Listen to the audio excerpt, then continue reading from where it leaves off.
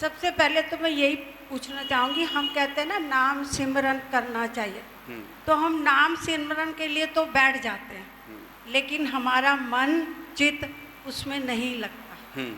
तो उसको जैसे मन की इंद्रियों को कंट्रोल करने के लिए महाराज जी क्या करना चाहिए? ठीक, बहुत अच्छा प्रश्न है। पहले तो आपका प्रश्न एक समस्या है कि बैठ तो जाते हैं भजन करने के लिए, लेकिन मन चंचल भटकता रहता है।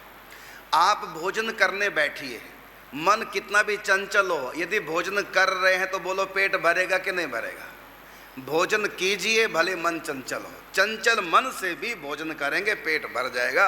इसी प्रकार मन अगर भाग रहा है, जाने दो जहाँ जा रहा है, भाड़ में जाने दो जा रहा है, तो बस आप अपना काम में लगे रहो, नाम जप करते रहो, मन चाहे कहीं भागे कोई बात नहीं।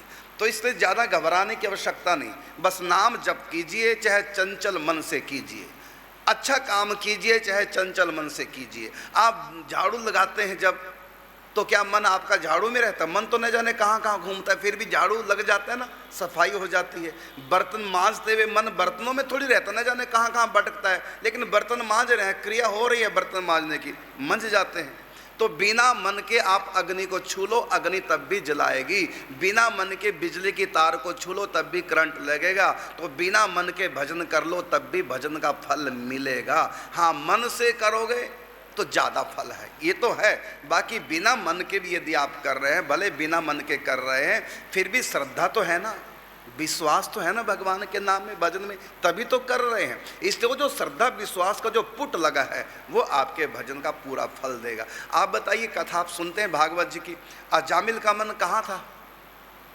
बेटे में, और जीभ पे क्या था? नारायण नाम। तो फल मिला कि नहीं मिला?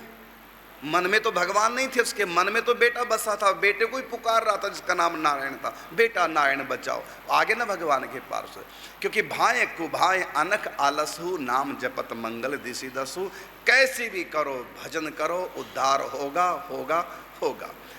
रही बात मन लगे भगवान में, उसके लिए तरीका है। हम भगवान के रूप का चिंतन करते आराम से भजन कर सकते हैं, कब? जब हम करना चाहेंगे। असली बात तो ये है कि हम चिंतन करना चाहते नहीं हैं। यदि आप चिंतन करना चाहोगे, चिंतन सहज होने लगेगा, हो जाएगा। चरणों से मुकुट तक, मुकुट से चरणों तक, उनके अंगों का, प्रत्यंगों का, वस्त्र अलंकारों का चिंतन करते आप नाम जप आराम से कर सकते हैं, यदि करना चाहोगे। यदि नहीं करना चाहोगे, दुनिया में कोई ऐसा उपाय नहीं जो आपका मन भगवान में लगा दे।